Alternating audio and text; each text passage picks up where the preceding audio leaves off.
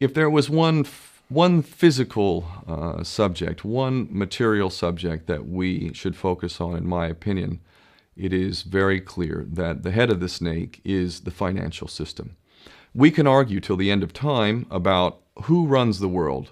Is it the Jesuits? Is it the reptilians? Is it the Illuminati? Is it the Freemasons? We can go on and on and on and on about this. But I don't think it is reasonable to even begin arguing about the mechanism that is used to exert this control. The mechanism is finance. The whole point of finance is to indebt, otherwise to enslave. What is a mortgage? I mean, what does that stand for? It's a death grip. So when you get a mortgage, you have a death grip held over you because you are in debt. You don't even own the house. The bank owns the house that loans you the money to buy the house, unless you're fortunate enough to have all the money to buy it outright. And even then, you can be taxed by the government, and if you fail to keep up with those taxes, the government can then take it from you. The whole system is based on a financial fraud, which effectively takes the power that we have and it gives it to a tiny group of individuals who are running the world through the control of finance. With the infinite supply of money that we have allowed them to take, they have literally an infinite supply of money, and with that money, and from their psychopathic point of view, they have bought everything and everyone who can be bought. So those of us who cannot be bought, because we operate on a level that goes way beyond the material, we are not rewarded for such behavior. We are punished for such behavior. And the most slovenly, disgustingly criminal, pedophilia, corrupt moral individuals, those are the ones that are rewarded in this system, which is upside down. We reward the pedophiles, we reward the corrupt, we reward the liars, we reward the people with no morals at all, and usually we compromise them under this system in terms of maybe a videotape. Maybe Barack Obama is gay. Maybe we have videotape of him having sex with another man, or perhaps some other acts that may be not so popular amongst many of the electorate. Or maybe we have videos of political leaders having sex with little boys or little girls. If I was in charge of the world and I was a psychopath and completely drunk on my own power, you can bet damn sure that's what I would do.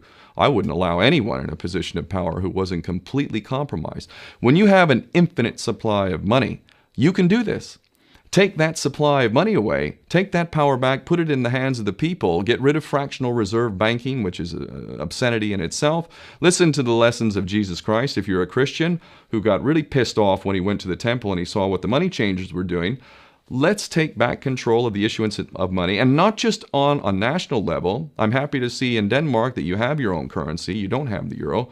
But on every country's level, they should be issuing their own currency in a transparent, non-usury based way in which it really, truly benefits the people. And in that way, we can literally free ourselves of the banking debt which is drowning us all, and we can stop scrambling for the crumbs from the table of these filthy rich psychopaths and live in a state of abundance just by changing this one thing. And I'm not just talking about abundance for Western nations who have an artificially inflated value with their currencies. We all in the West are guilty of having that reward while the rest of the world is sucking on it.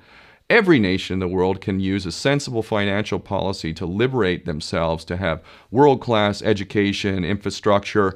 Everything that a healthy society would require can be had in the worst, most corrupt African country, in any part of the world. We can all have that if we simply change that one thing.